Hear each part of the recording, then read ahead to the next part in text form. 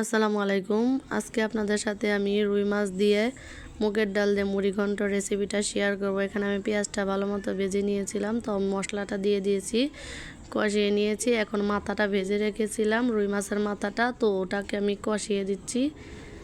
আবার এখন আমি ডালটাও কষিয়ে নিয়েছি, পানি দিয়ে দিয়েছি। তো আমার ডালটা বড় উঠে গেছে।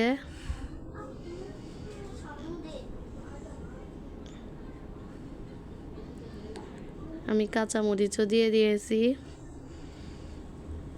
আমি এখন ধনিয়া পাতা দিয়ে দিচ্ছি। আমার ডালটা হয়ে গেছে।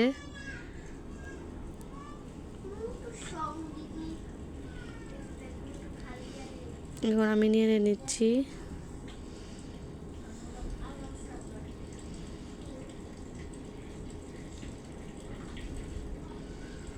আমার ডালটা রেডি।